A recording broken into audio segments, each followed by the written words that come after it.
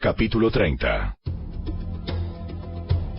3 días después, cuando David y sus hombres llegaron a su casa en la ciudad de Ziklag, encontraron que los amalecitas habían asaltado el Negev y Ziklag.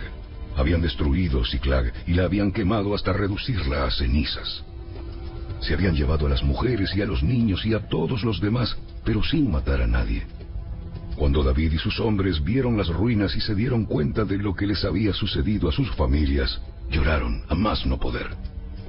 Las 2 esposas de David, Ahinoam de Jezreel y Abigail, la viuda de Nabal de Carmelo, estaban entre los que fueron capturados.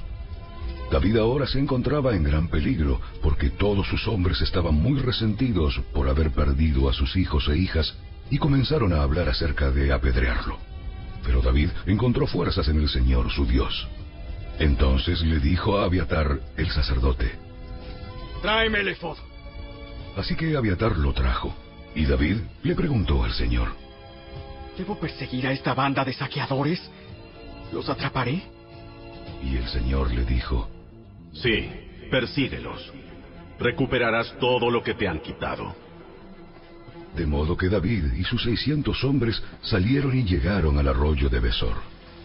Pero 200 de ellos estaban demasiado cansados para cruzar el arroyo, por lo que David continuó la persecución con 400 hombres.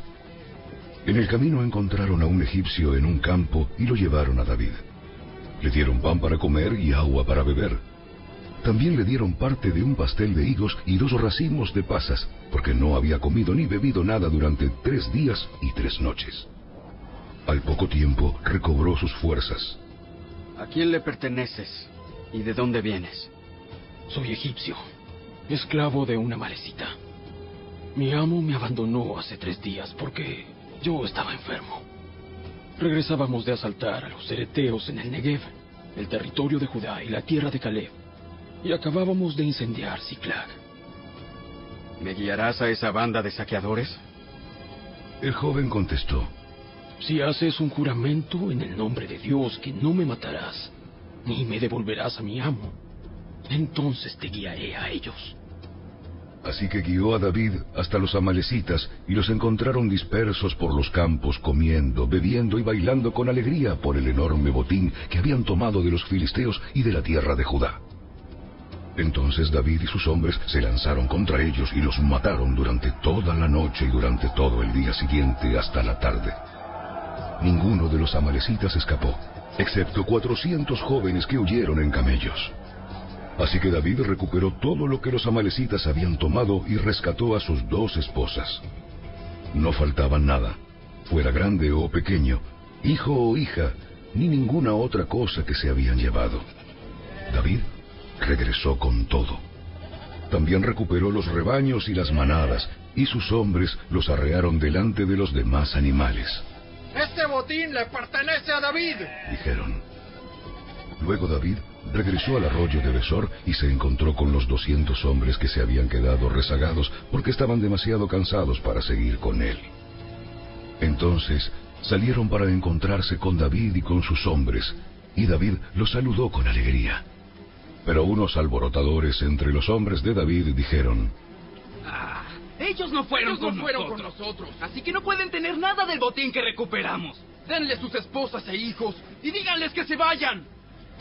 Pero David dijo: No, mis hermanos, no sean egoístas con lo que el Señor nos dio. Él nos protegió y nos ayudó a derrotar a la banda de saqueadores que nos atacó. ¿Quién les hará caso cuando hablan así? Compartiremos por partes iguales, tanto con los que vayan a la batalla como con los que cuiden las pertenencias. A partir de entonces, David estableció este dicho como decreto y ordenanza en Israel, y hasta el día de hoy todavía se cumple. Cuando llegó a Ziklag, David envió parte del botín a los ancianos de Judá, quienes eran sus amigos. Esto es un regalo para ustedes, tomado de los enemigos del Señor. Los regalos fueron enviados a la gente de las siguientes ciudades que David había visitado: Betel, Ramot Negev, Jatir, Aroer, Sifmot, Estemoa, Racal, las ciudades de Jerameel, las ciudades de los ceneos, Orma, Corazán, Atac, Hebrón, y a todos los demás lugares que David había visitado con sus hombres. Capítulo 31. Ahora bien, los filisteos atacaron a Israel, y los hombres de Israel huyeron ante ellos. Mataron a muchos en las laderas del monte Gilboa. Los filisteos cercaron a Saúl y a sus hijos, y mataron a 3 de ellos, Jonatán, Abinadab y Malquisúa. La batalla se intensificó cerca de Saúl, y los arqueros filisteos lo alcanzaron y lo hirieron gravemente. Con gemidos, Saúl le dijo a su escudero: toma tu espada y mátame, antes de que estos filisteos paganos lleguen para atravesarme, burlarse de mí y torturarme. Pero su escudero tenía miedo y no quiso hacerlo. Entonces Saúl tomó su propia espada y se echó sobre ella.